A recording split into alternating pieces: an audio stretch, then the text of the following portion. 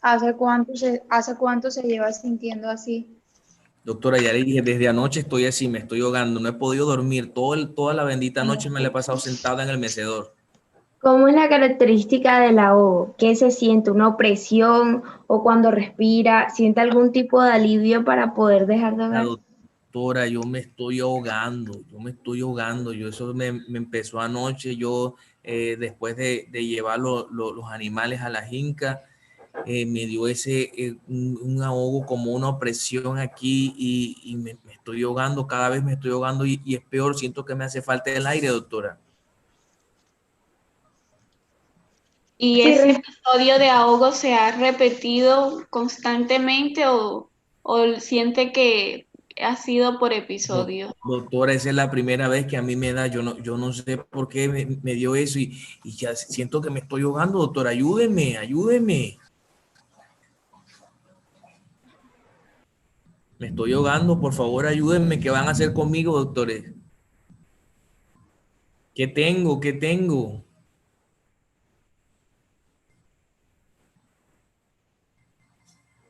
Oiga, mire, como le digo, yo no he podido acostarme, cada vez que me ahogo es peor. Y a lo que medio me levanto, siento que me corta la respiración, yo no puedo hacer nada. si estando sentado es la única manera de que no se ahogue. Es como siento cierta mejoría, me tengo que inclinar hacia adelante. Estoy ahogando, doctores. ¿Qué hago? ¿Qué tengo? Estoy preocupado, siento que me voy a morir. Primero que todo, señor Pablo, le pido por favor que no se estrese porque en su estado ahora mismo de que se está ahogando se va a ahogar más. Doctora, pero siento algo fuerte aquí, no puedo respirar. Ayúdeme. Usted cuando vino de la finca fue que se comenzó a sentir así Después que fui a buscar a los animales. y allá hizo algún tipo, se acercó a algo, eh, hizo algo que de pronto lo llevara a esto. Eh, ¿Cómo así, doctora? No entiendo, no entiendo. ¿Usted es alérgico a algo? ¿Tiene alguna alergia? ¿Quién me pregunta? Yo. Eh, ¿Por qué se van los antecedentes si todavía no enfermedad la enfermedad actual? O sea, porque no sé, de pronto tiene alguna alergia a alguna planta, y en la finca se acercó a alguna planta o algo así. No sé. No, no soy alérgico, doctora. Doctora, y me estoy Ese, ahogando, do- ¿qué hago? ese dolor, ahogo inició de un momento a otro o fue No, paulatinamente. yo cuando ya estaba jareando los animales, yo sí me sentía algo, pero a lo que llegué ya me empecé a sentir ahogado. Yo pensé que se me iba a quitar, que era el sereno, pero no, yo cada vez estoy peor, doctora. Había algún Ayúdeme, movimiento, ¿qué hago? había algún No, movimiento o alguna posición que le calmaba o le aumentaba ese ahogo? no, doctora, yo siento que si me acuesto es peor, que me voy a morir. ¿Ha tomado algo, señor Pablo? O sea, para calmar de pronto la sensación de ahogo. No he tomado Y, nada. o sea, el ahogo ha venido acompañado de un síntoma, de algún otro síntoma, otro dolor. No, pues de un dolor aquí en el pecho siento que me oprime y eso es peor, cada vez es peor, doctora. Yo me estoy ahogando. Ayuda, ¿Esa opresión ayuda, es muy fuerte o suave? ayuda, eso me duele mucho, doctora. Ayuda, ayuda.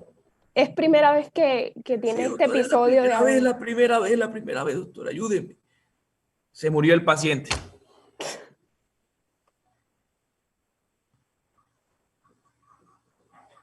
Literalmente. Ese es un paciente que a ustedes les va a llegar a las urgencias y que se dan cuenta la forma de interrogar a su paciente en esas urgencias no es la mejor. O dígame con el interrogatorio que le hicieron al señor Pablo, ustedes tienen un diagnóstico de lo que él tiene. Si usted, así con lo que yo pude recopilar y usted diciendo que tenía un dolor en el pecho, podría ser un infarto. O sea, es lo primero Les que se me pregunto, viene. antes de eso, ¿cómo se sintieron?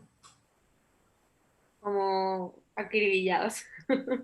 Fue un poco estresante porque sentíamos la angustia del señor Pablo y estábamos haciéndole preguntas y él apurado con la disnea, entonces en sí no sabíamos qué hacer porque o sea, daba miedo tanto seguirle preguntando como que, pero yo sé que eso nos va a tocar, entonces hay que ir asimilando eso. De hecho, en vivo e indirecto es peor. Si ustedes sintieron angustia eh, por, por videoconferencia, en vivo e indirecto es peor, porque el paciente difícilmente le va a aportar tantos datos en un momento. Tienen que ser muy concisos ustedes en el interrogatorio dirigido para obtener la suficiente información y poder dar un diagnóstico. Entonces, ustedes les puedo decir que empezaron muy mal, porque si llega el señor Pablo, ustedes no saben qué edad tiene el señor Pablo. ¿Cómo van? Es lo mismo las patologías de un paciente de 15 años a un paciente de 70 años. No, doctor. ¿Por qué no se les ocurrió preguntar la edad? La verdad, a mí no se me ocurrió preguntar la edad. Yo siento que, no sé, Es que en ese momento nada que ajá, en ese momento no se me pasaría por la cabeza y de pronto viéndolo yo diría, ah, tiene más o menos esta edad. O sea, no, la verdad no se me ocurrió. o preguntándole a un Pero ustedes familiar. consideran que es importante o no preguntar la edad Sí, antes de empezar el Sí, es interrogatorio. importante. Importantísimo, doctores. Porque acuérdense que parte de las enfermedades que ustedes que causan disneas, que ya estudiaron, está muy relacionado con grupos etarios. Hay patologías que son más frecuentes a cierta edad y con base en eso ustedes se pueden orientar. Por ejemplo, si yo les hubiese dicho que tengo 25, que Pablo tiene 25 años, ¿es frecuente que un paciente de 25 años tenga un infarto? No es frecuente. Entonces, eso es importantísimo como cardinal para ustedes enfocar una disnea u otra. Entonces, eh, ¿cómo enfocan ustedes la disnea? Según lo que usted nos explicó, según 3 ítems. Primero, encontramos lo que es la clase funcional. El señor Pablo, ¿qué clase funcional tenía? Pues él, según realizaba, aunque estaba en reposo, yo diría un grado 4. ¿Segura? Yo diría que de pronto una de pequeños esfuerzos, porque igual, sea lo que sea, No hacían. Grado 3. Grado 3, o sea, no es de grandes esfuerzos porque él decía que él no podía hacer nada, si caminaba se ahogaba. Grandes esfuerzos. No, es que grandes esfuerzos sería 1. Yo estoy diciendo un grado 4. Yo digo Alce la mano quien dice que es grado 3. O sea, doctora Liz, doctora Valeria y profesor Puello, la doctora Mari. Y la doctora Melissa, grado 4. Yo digo grado 4. ¿Y la doctora Laura? Bueno, los ganadores son la doctora María Camila y la doctora Radio. Es su un grado 4. El paciente, ustedes lo están escuchando hablar. ¿Y cómo lo escucharon hablar? sí, se ahogaba. Ahogado. Con solamente Fatigado. hablar. Con solamente hablar. Estando en reposo, él está comentando la enfermedad actual y ya él se está ahogando. O sea, eso no requiere un gran esfuerzo, ni un mínimo esfuerzo. El paciente está en reposo, está hablando, no tiene una actividad física. Entonces, esa es una disnea clase 4. Entonces, como ustedes no saben cuál es la etiología, difícilmente van a poder decir que es por la NIJA o es por la MMRC, porque ustedes hasta el momento no saben por qué es. ¿O sí?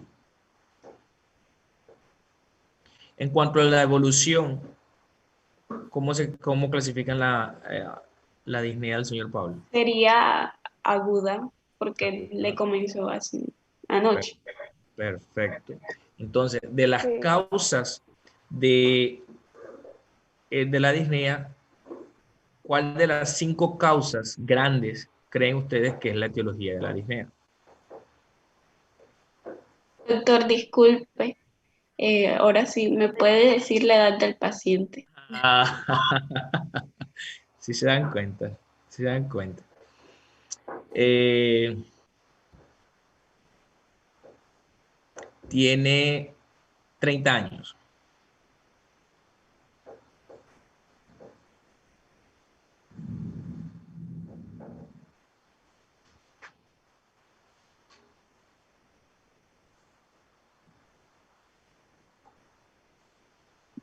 Yo diría que de pronto de origen pulmonar, ¿Por qué de origen pulmonar, doctor? porque pues más que todo por la edad también habría que preguntar si, pues ahí sí los antecedentes me parecen importantes, dependiendo de, Primero, miren, primero vamos con la enfermedad actual. Usted con la enfermedad actual ya con toda la información que usted le saca a un paciente con la enfermedad actual, tienen la probabilidad de un 70% ya de hacer diagnóstico. Después ustedes lo complementan con el resto de la anamnesis, que hace parte de los antecedentes, examen físico. Para el 70%, si ustedes son finos en el interrogatorio, ya tienen el diagnóstico. Entonces, ¿por qué pulmonar, doctora Valeria? bueno,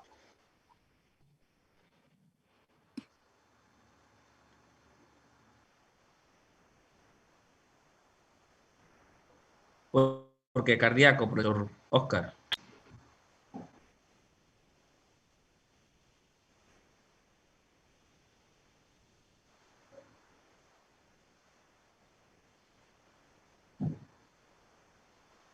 Exacto,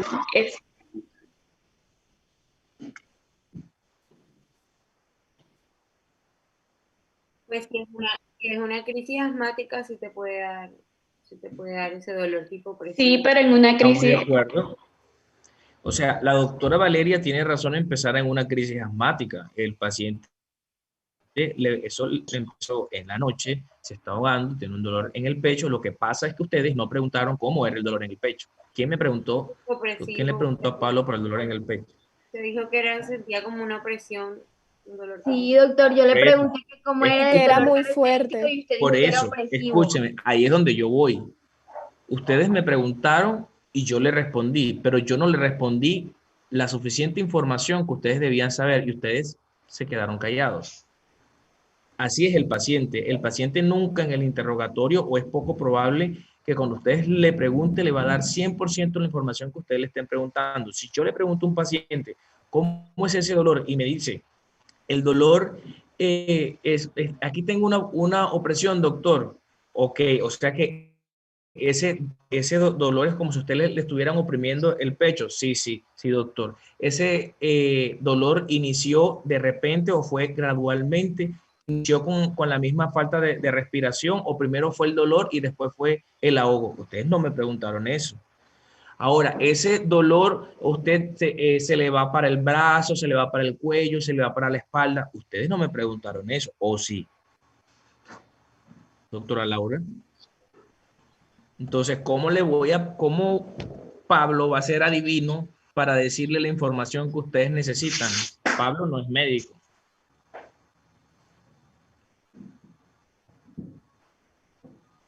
Entonces, pienso que les hizo falta muchísimo, muchísimo en el interrogatorio para ustedes saber la etiología.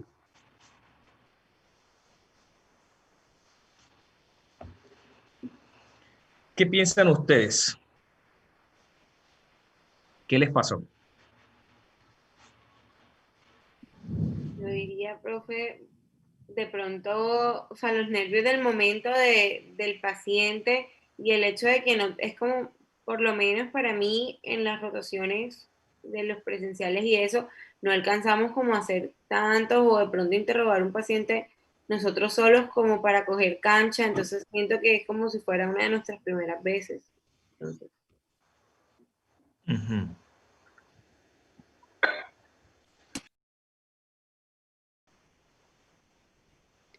Bueno, pues, en mi caso, mis pacientes iba a urgencias, pero ellos ya estaban estabilizados. Entonces, les preguntaba toda la historia clínica, en calma, por decirlo así. Ujú. ¿Y Sí, cómo hicieron? exacto. En mi experiencia también estábamos ya en el consultorio y pues llegaban los pacientes eh, calmados y uno simplemente como que le hacía el interrogatorio, Estábamos en consulta dialogaba con externa. ellos. Exacto, nunca nos tocó Exacto. un Entonces caso no es así como ni que de una disney. urgencia y No, fuimos a ahí. urgencia. Exacto. Ok, ¿y cómo hicieron con la teleconsulta? Con la teleconsulta, pues nosotros, bueno, en mi caso yo me basé tanto en el formato, le preguntábamos en orden el nombre completo, la edad, todo, y ahí sí seguíamos con la enfermedad actual. Mi Perdón, paciente estaba calmada y hubo como una conexión. sí, amable, Fue diferente, la verdad. Sí, la sí, mía igual. Ella O dijo sea, que ya fue se como una sentía visita, de... fue como una visita.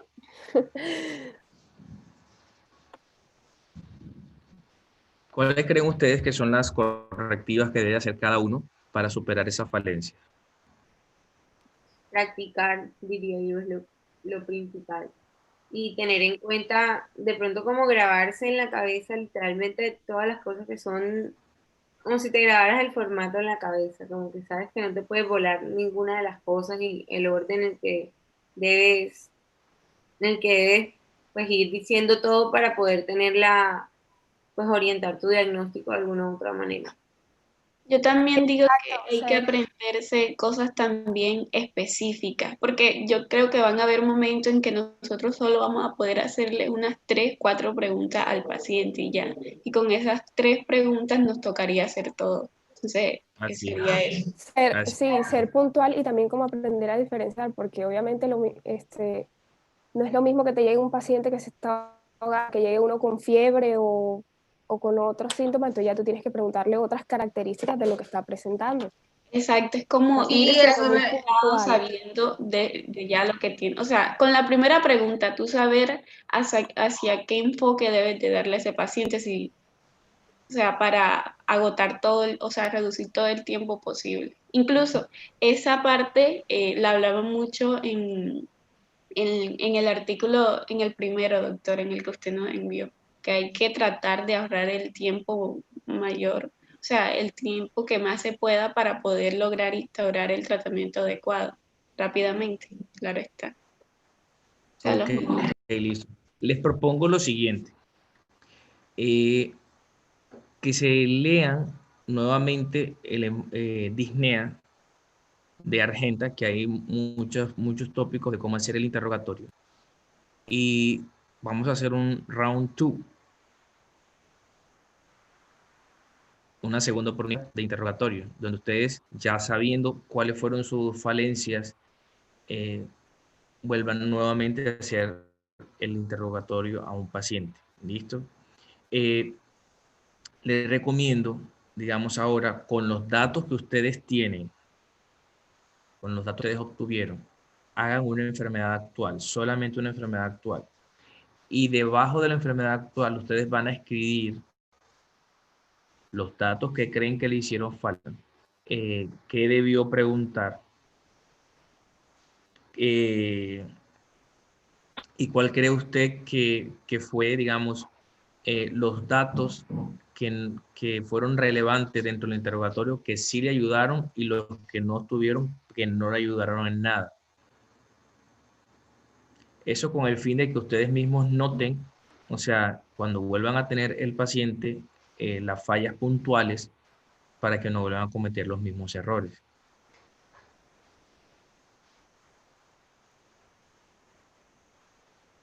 ¿De acuerdo? Ok, Ok, ¿eso lo escribimos o es para socializarlo también? Para socializarlo, para socializarlo. ¿Listo? Entonces, miren, eh,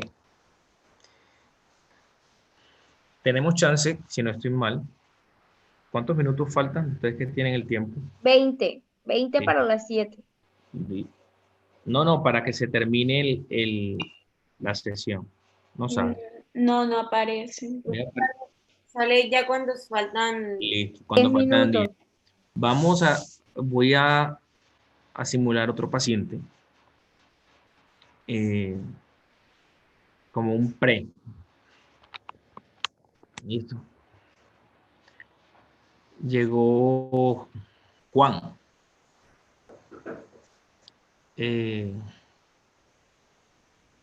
Doctores, yo tengo unos días que me vengo ahogando.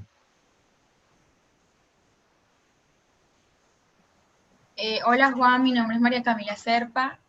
Voy a ser tu doctora. ¿Desde hace cuántos días es que sientes que te vienes ahogando? Primera falla. ¿Qué ¿Cuál? edad? Primero Vamos la a Ay, ver. edad. ¿Qué, sí, doctor? verdad, la edad. La No, edad. no, espérense, no. Juan, ¿qué? Eso ¿Cómo no le se iba a decir. llama? Eso no le iba a No. decir yo. Primera falla. Nunca tuteen a un paciente. Ojo con eso. O sea, ¿Nunca qué? ¿Cómo ¿Nunca qué, así? doctor? tuteen a un paciente. La confianza, el solo hecho de Yo como tutear, dije, soy tu doctora. O sea, yo dije, ella jugó conmigo o qué. O sea, cuando ustedes le dicen a un paciente, tú, tu doctora, ¿qué tienes? ¿En qué te puedo ayudar? O sea, y ustedes le están una chabacanería que no sé de dónde sale. Entonces, eso a ustedes no les va a favorecer porque ustedes son jóvenes. Y ustedes cuando se gradúen, pues van a seguir siendo jóvenes. Y la idiosincrasia o culturalmente, el paciente piensa que entre más jóvenes, más inexperto, menos sabe, y pues es un mediquito, literalmente. Entonces, si ustedes de entrada ya lo van a tutear, sí que los va a tratar como un mediquito. Y en el momento en que ustedes le digan sus indicaciones médicas, el paciente no les va a creer. Va a salir de esa puerta y va a decir, está loco, o sea, quiere que yo haga esto, no sé qué, que lo haga su mamá. O sea, yo voy para un médico que sepa. Entonces, no lo haga. Tampoco tú tengas las enfermeras, auxiliares ni jefes. Así ellos los tuteen ustedes, así el paciente los tutea a ustedes. Ustedes quédense quietos, no les van a decir a ellos, a mí no me tuteen, no, porque el respeto se gana. Cuando ustedes le dicen a un paciente o a una auxiliar, no, a mí no me tutees, eso se ve como altivista y les van a coger la mala, les van a faltar mucho más rápido al respeto. Usted simplemente deje que los tuteen, pero usted no los tutea a ellos. Cuando usted no los tutea a ellos, ellos ven una barrera que ustedes mismos han formado. Y con el tiempo, como ustedes los van a seguir, perdón, no los van a tutear, ellos a la final van a terminar dejándolos de tutear, porque ustedes ya formaron esa barrera. Entonces, con el paciente es importante que ustedes logren forjarla desde el inicio de la consulta. Cuando ustedes están detrás de un consultorio, el paciente los ve a ustedes grandes. Ustedes son los que tienen la potestad, son los que tienen el sartén por el mango, pero se los dejan de ceden el sartén cuando empiezan a tutear al paciente, porque ya se siente con la chabacanería. ¿Listo? Entonces, no le recomiendo que lo hagan, doctor. ya no te Listo, doctor. Eso es un consejo de humano, un consejo de un médico que no soy tan viejo, pero es lo mejor que pueden hacer. A mí, como le digo, como médico internista, sé que soy joven y a mí me pasa algo similar. O sea, el paciente cuando me llega a la consulta, o sea, piensa como que, ay, yo imaginaba un internista viejo, gordo, que esto, y pues encontrarme a mí, ¿usted es el internista? Sí, yo soy el internista, adelante. O sea, uno tiene que parecer, así uno físicamente no parezca, pero con la actitud tiene que demostrar seriedad, tiene que demostrar responsabilidad, compromiso, y por lo menos lo mínimo que exige todo eso es que uno aclare los roles. Usted es el médico, usted es el paciente, yo soy el médico. Y eso es con actitud, no con palabras, porque eso da para malas interpretaciones. ¿Listo? Entonces, tengo 35 años.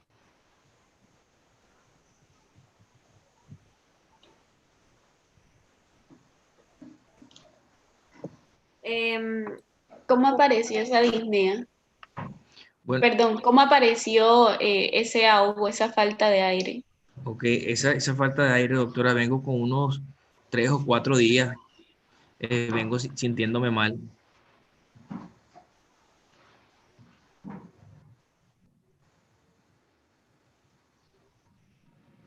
Vuelvo y les hago caer en el error. Pero antes, ¿Qué va a pensar? ¿Por qué busca usted otra cosa si no sabe cómo es el ahogo? O sea, miren, doctores, siempre que ustedes tengan un motivo de consulta, ya sea disnea, dolor torácico, fiebre, o sea, lo primero que tienen que hacer ustedes en su enfermedad actual es desglosar el síntoma cardinal. Entonces, si el paciente le está diciendo que está dando por disnea, pregúntenme todo de la disnea. Usted tiene que saber es de la disnea, no de otras cosas. Cuando ustedes ya empiezan a preguntar clase funcional, tiempo de evolución,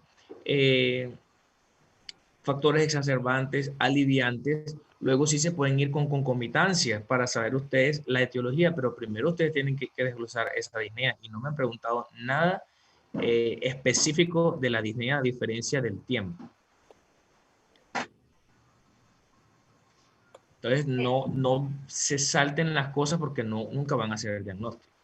¿Cómo fue el inicio de ese ahogo? ¿De un momento a otro o paulatinamente? No, ha venido gradual, doctora. ¿Y en qué momentos aparece ese ahogo? ¿Durante qué momentos del día? ¿Si es constante o si realiza algún tipo de actividad y ya siente que se está ahogando? No, otra vez, fíjese que yo fui a la tienda y cuando vine yo me sentí ahogado.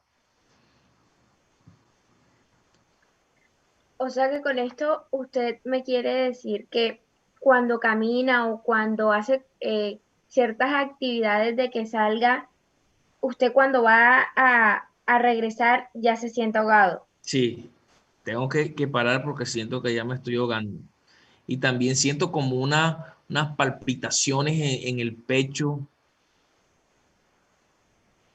Y Y, sabe que tú esta noche sudado mucho, doctora, mucho.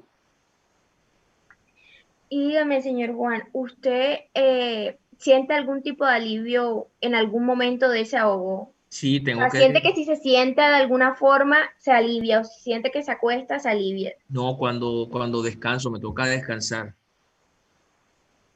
Solo descansando se le alivia el ahogo. Sí, señora.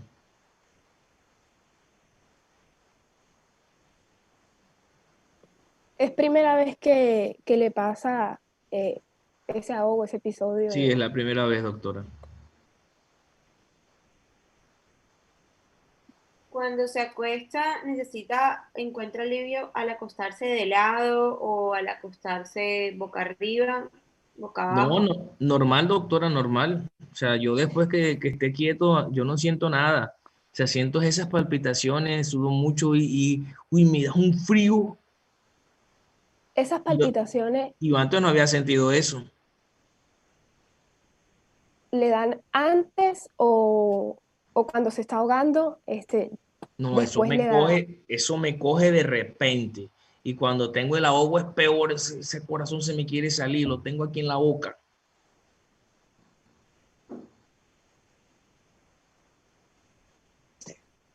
Además, no tiene ningún tipo de dolor en el pecho. No me ha dado el dolor. Entonces, acompañado de esas palpitaciones, ¿qué más se siente? Nada, que a veces sudo y me da un frío tenaz. Yo casi no duermo. Y raro porque ahí en mi casa me dicen que hace un calor, pero yo tengo el frío. Yo no lo aguanto. De casualidad, ¿no se ha sentido fiebre? ¿Se ha sentido febril usted? Sí, siento una calentura, doctora, sí. Pero no se ha tomado la temperatura. No, aquí no tenemos termómetro. ¿Y desde cuándo se ha sentido la fiebre? ¿Desde que tiene este ahogo? No, O- yo vengo una semana como sintiéndome caliente, como un fogaje. Ok. Puede ser a cualquier hora, pero yo noto que en la noche, como en la tardecita, me da más. ¿Y las palpitaciones? ¿Qué tiempo tiene? Las palpitaciones me han dado, sí, como una semana, pero en estos 3 días ha sido peor con el ahogo. y la siento aquí en el pecho y en el cuello, una cosa como si el corazón se me fuera a salir. Y Entonces, durante el día, perdón, durante el día, ¿cuántas veces presenta estos episodios de falta de aire? Pues yo, o sea, a lo que hago cualquier cosa, sí, como le digo, si voy a la tienda, si me pongo a barrer el patio y estoy cansado enseguida y yo no soy así, doctor, soy un paciente joven, soy un pelado.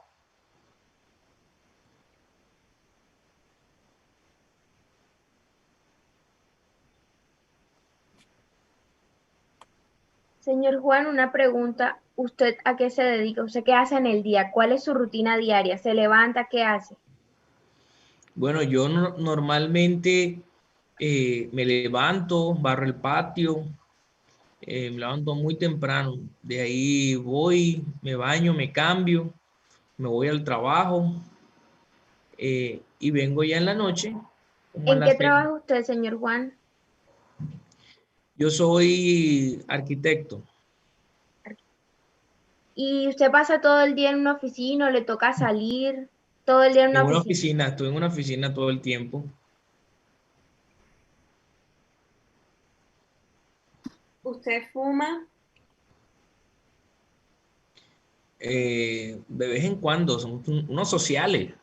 Cuando voy así a una rumbita, así. ¿Hace cuánto más o menos? ¿O hace mucho tiempo? Hace como unos 5 años. ¿Con qué frecuencia fuma? Ya, doctor, usted sabe que uno a veces va a la rumba, que la jugada, la vaina, que me No, dan un todos los plomo. fines de semana. No, todos los fines de semana no, de pronto uno sí, uno no, y ahí me fumo 2, 3, así como para chicanear un rato.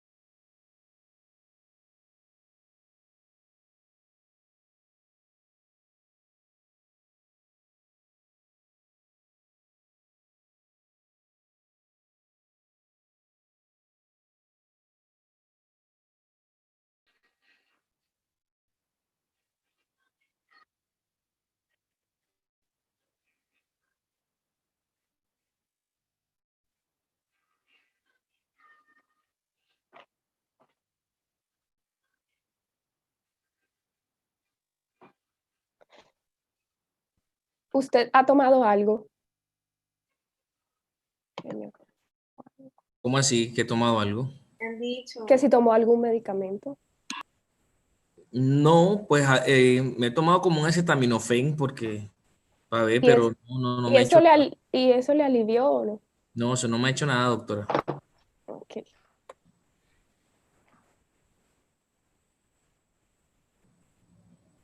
Oiga, no, yo no sufro de nada hasta ahora.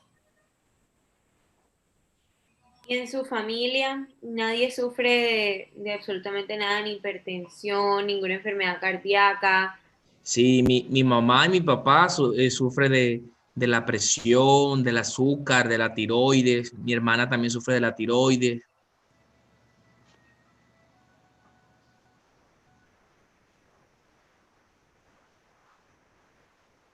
Y usted Que nunca como se ya ha van hecho, en enfermedad, dígame. y usted nunca se ha hecho exámenes para saber o, o de pronto cualquier cosa que le indique que usted también pueda sufrir de la tiroides o la No, no. presión. No, si yo soy sano, soy un hombre fuerte, no me pasa nada de eso. Por eso se me hace extraño que yo esté con estos ahogos y esas palpitaciones. Entonces, como ya están en el antecedente, quiere decir que ya tienen clara la enfermedad actual, ya tienen todos los datos. Entonces, esa enfermedad actual, esa sí me la van a entregar hoy en el transcurso de la mañana. ¿Listo? Antes de las 12, con los datos que cada uno de ustedes tiene. solo la enfermedad actual, no quiero la historia clínica completa.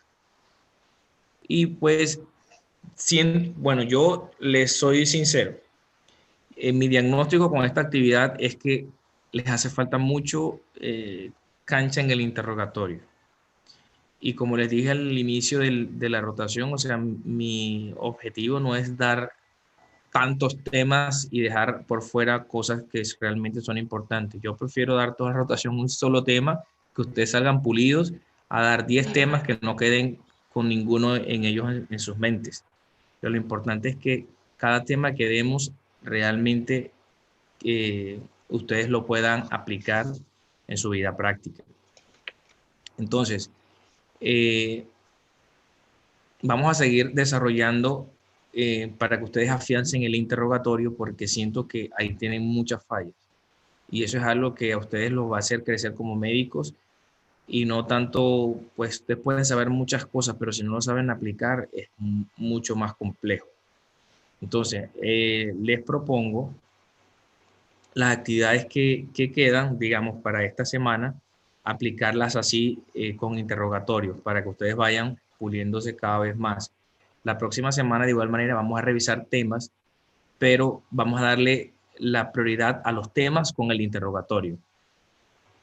¿De acuerdo? O sea, de tal manera que ustedes se vayan como soltando. O sea, algunos lo van a hacer mucho más rápido que otros. Espero tener la paciencia, yo sé que la tengo. Pero quiero que los que no se han animado a preguntar mucho, pues se animen.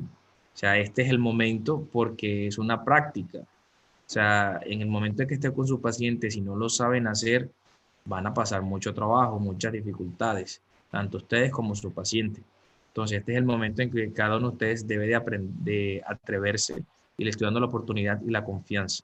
En el momento en que ustedes se equivoquen, de hecho se han dado cuenta, se han equivocado, yo en ningún momento les he faltado al respeto, en ningún momento los regaño, simplemente se equivocaron y les hago entender por qué se equivocaron. Entonces, no hay temor. El motivo, de verdad, los que no participan mucho, hacerlo, que este es el momento. Entonces, no sé, doctores, si tienen alguna pregunta, alguna duda, si están de acuerdo con la actividad. A mí me parece que está súper bien, porque sí me di cuenta que nos falta bastante, entonces. Ok, y la idea es que ustedes sean diferentes. O sea, siempre le apunto a que el estudiante que pasa por mí, o sea, sea diferente. ¿Diferente en qué sentido? Para mí la competitividad es supremamente importante, porque estamos en un mundo 100% competitivo. En tan solo Barranquilla hay alrededor de unas 5 facultades de medicina, y si ustedes no son diferentes, se los va a comer el mundo, van a ser médicos del montón. Entonces la idea no es esa, sino que ustedes tengan una visión completamente diferente, un enfoque completamente diferente. Y eso, pues hay docentes que aportan un granito de arena en nuestra vida, para empezar como a cambiar esa mentalidad, y yo quiero ser uno de ellos. Entonces por eso me enfoco mucho en ayudarles, y en que ustedes, pues, de una u otra forma aprendan a ver la medicina, en especial la medicina interna, de manera distinta. ¿Listo? ¿Tienen alguna otra pregunta, alguna duda? Listo. Profe, con respecto al caso pasado. Ajá. Lo que le vamos a mandar ahorita es la enfermedad actual de Juan, la última que Sí, sí, porque la de José ustedes no hicieron casi nada, dejaron morir al paciente. Se les O murió, sea, la pasada se canceló. se les murió el paciente. A la de Pablo ya no. No, No, porque se está murió. muerto. O sea, ¿ustedes qué me van a colocar? Paciente fallecido. Ajá. Listo, me van a enviar ¿Qué tenía Pablo? Ah, ¿Qué tenía Pablo? no, eso me lo van a decir ustedes. Ay, pero si no le... O sea, la pasada que dejamos morir. Ah, el que se murió. Sí, el que se murió. autopsia. Tenía una, eso sí se lo voy a decir, tenía una disección aórtica. Un aneurisma. Nadie Pero- pensó en eso. Es que, o sea, básicamente, yo pensaba también que era de origen pulmonar. Es que a ustedes realmente le hizo mucho más en el interrogatorio, porque si ustedes me preguntan a mí, ese dolor hacia dónde se le va, yo inmediatamente le iba a decir, se me va hasta la espalda. como si me dieran una puñalada y se me va hasta la espalda. Con solamente yo decirle eso, epa, es Así una ya. disección. Pero nadie me lo preguntó. Y eso se lo soplé yo el día que yo le dije, por ejemplo, una disección aórtica, un dato clave, se los dije, es un dolor tan asfixiante que se le, pero como ustedes no prestan atención. Doctor, una pregunta. ¿Y usted cómo sabe cuando un paciente está haciendo una disnea psicológica? O sea, que yo diga, ah, no, esto es producto psicógeno, por ejemplo. Claro. O sea, la disnea de origen psicógeno es por exclusión. O sea, es lo último que ustedes van a pensar. El diagnóstico de una disnea psicógena, usted no lo va a hacer al ingreso, porque usted no le puede llegar a un paciente que se está ahogando y decirle, no, es que eso es psicógeno. O sea, si no le dice un poco de cosas, la puede hasta golpear. ¿Por qué? Porque usted como médico no le puede decir que es psicógeno sin antes descartar algo orgánico. Entonces, usted tiene que hacer el algoritmo, investigar causas cardíacas, por ejemplo, pedirle un electrocardiograma, una radiografía de tórax. Si usted nota que el electro está normal, que radiografía de tórax pulmonarmente está normal, que el paciente está saturando súper bien, usted ve que metabólicamente le pide TSH, le pide glicemia, todo está normal, bajo control, no tiene ningún proceso infeccioso, neurológicamente está bien. Usted dice, no hay ningún sistema alterado, todo está bajo control. Mire, señora, todo eso es producto de la ansiedad que usted está viviendo por la pelea que tiene con su marido, en fin, ¿qué tal? Usted no está durmiendo bien, eso es algo que usted misma lo está provocando, hay que ayudar a manejar esas emociones. Doctora, pero ¿por qué no es esto? Mire, tiene esto normal, tiene esto normal, y usted tiene como fundamentar de que es psicógeno. Pero si usted no hace nada de eso, eso es un tú a tú. O sea, el paciente le va a decir que sí y usted que no, y usted debe tener algo con lo cual justifique el que no tiene nada orgánico. O sea, Entonces, uno agota recursos y si ya todo me sale bien, es porque eso no es eso es producto de su. tal cual, es por descarte. Y usted ya descartó lo orgánico, descartó los 4 causas de la disnea que ya ustedes saben, ya no tiene nada, psicógena. Vaya con el psiquiatra, vaya con el psicólogo y chaulín. Doctor, pero disculpe, la disnea, o sea, yo me pareció leer en algún lado que la disnea psicógena, esta no sería más mortal que las otras etiologías. Ahí digamos que llega un paciente a urgencia con una disnea psicógena de este grado. O sea, ¿nosotros qué hacemos? Por ejemplo, un paciente que llegue con una disnea psicógena, que llegue que se llegue ahogando con manifestaciones de que parestesias en las piernas o en los brazos, que no siente la boca, que tiene la cara dormida, que se desmayó, o sea, todo eso es consecuencia de una hiperventilación en los pacientes que son muy ansiosos. Entonces, usted, digamos, eso es muy frecuente en los pacientes jóvenes. Póngale usted que llegue una estudiante de la metropolitana de 19 años que llega con esa disnea. O sea, usted pregunta desde cuando presentó, no, sé que ella no le va a dar información porque el paciente generalmente ansioso no aporta datos, siempre está hiperventilando, hiperventilando, hiperventilando. Con solamente hiperventilar ya es un dato que una disnea orgánica no le va a dar así tan rápido. Entonces, usted va a preguntar, así como le he enseñado cuando le empezó la clase funcional. Generalmente la clase funcional usted no la va a poder evaluar porque eso va a empezar de repente. Entonces, es un cuadro que no le va a concordar con la semiología que ya usted viene estudiando. Y el familiar generalmente le va a decir, no, ella estudia mucho, ella trasnocha mucho,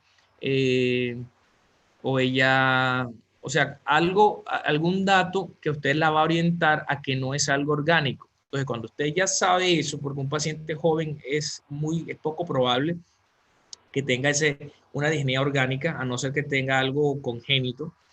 Entonces, es allí cuando usted durante el examen físico se da cuenta que todo está normal, de que usted le toma la saturación de oxígeno y ella está saturando bien. O sea, un paciente que tenga algo orgánico, si está con disnea, la saturación generalmente está disminuida. Entonces, es cuando usted empieza a pedirle lo que le mencioné anteriormente, un electrocardiograma, una radiografía, exámenes básicos con los cuales usted va a evaluar cada uno de los sistemas.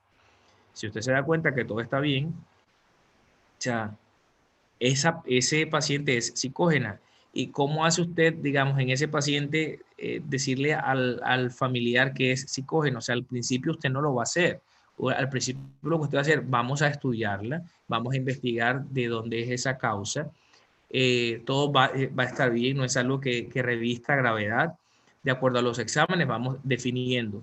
Es poco probable que eso sea algo orgánico, hay que descartarlo, eso es lo que vamos a hacer. Si lo descartamos, eso puede ser producto de una ansiedad. ¿Ya? O sea, ustedes... Doctor, o sea, uno en el diagnóstico enseguida va a poner entonces ansiedad. No.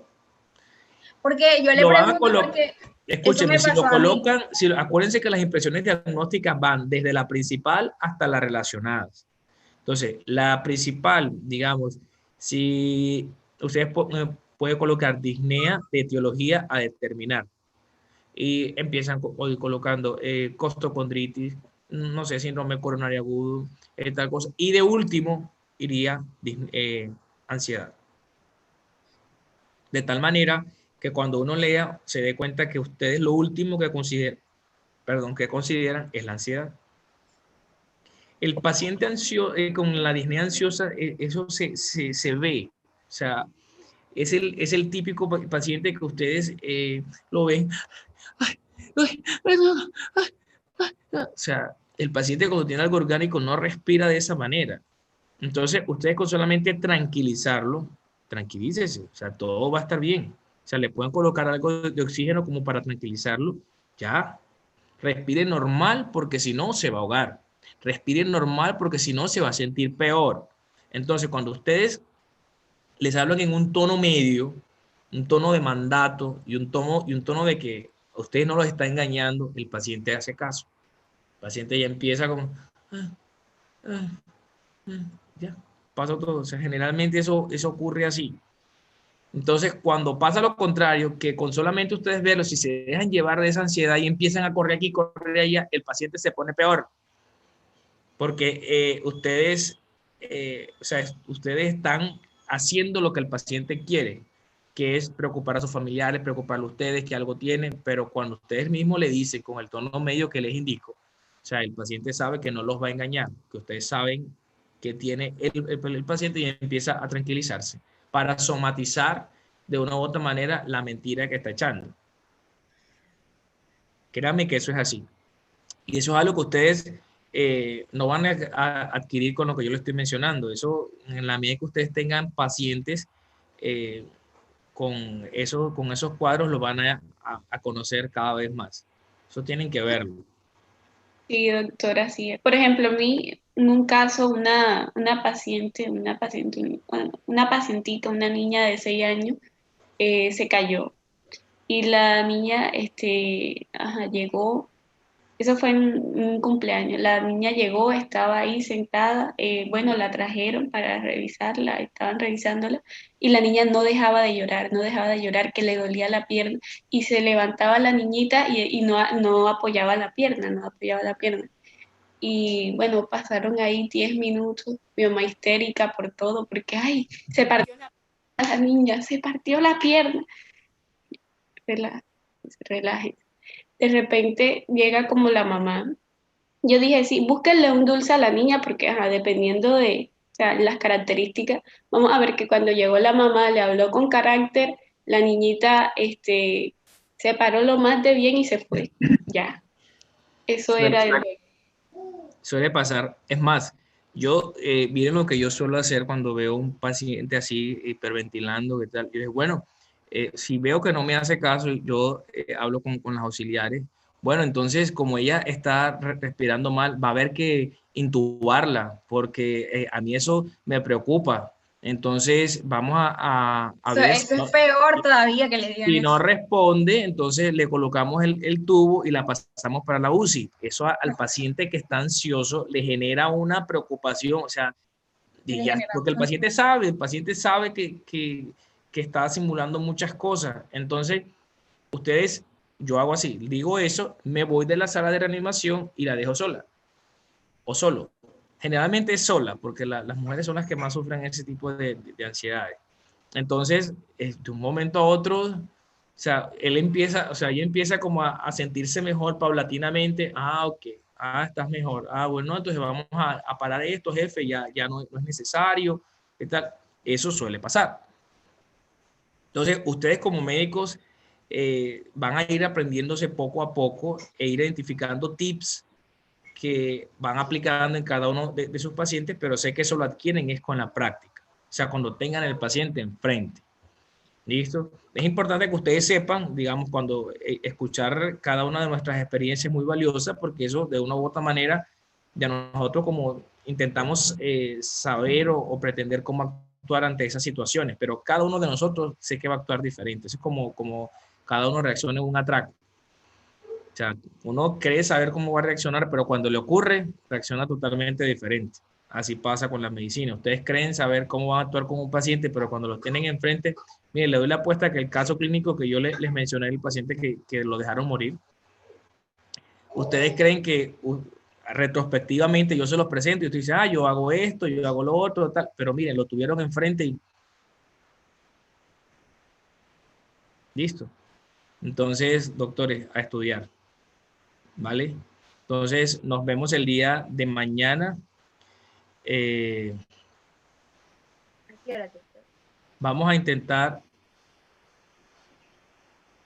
a las 10. ¿O les parece madrugar? Doctor, una pregunta. No. Ajá, dígame. Cuando, por lo menos si nosotros identificamos la etiología de la disnea, por lo menos en el caso del paciente Pablo, que usted nos dijo que era por disección aórtica, o sea, en el caso dado de que nosotros sí hubiéramos dado con el diagnóstico, nosotros primero teníamos que colocar disnea de etiología cardíaca y como segundo diagnóstico disección aórtica, o colocábamos disección enseguida como primer diagnóstico. Muy buena pregunta. No, lo primero que hay que colocar, como ustedes no están seguros de la etiología, así tal cual como usted lo acaba de mencionar. Disnea de probable etiología cardíaca. 2 puntos, digamos. 1, disnea de probable etiología cardíaca. 1.1, disección aórtica. 1.2, síndrome coronario agudo. 1.3, pericarditis. 1.4, miocarditis. ¿Sí me hago entender? O sea, ustedes primero van desde el diagnóstico sindromático, o sea, desde lo más grande a lo más pequeño. Pero ustedes no pueden de entrada decirme una disección aórtica, porque yo mismo digo, o sea, ¿dónde vas a sacar una disección aórtica de entrada? ¿Y qué tal que sea una pericarditis? Se le va a pasar el diagnóstico. Entonces, siempre acostúmbrense a colocar muchos diagnósticos diferenciales, porque eso les da a ustedes para trabajar como médicos generales. Pónganle ustedes, que ustedes lo hubiesen hecho una radiografía y se dan cuenta que no es una disección aórtica.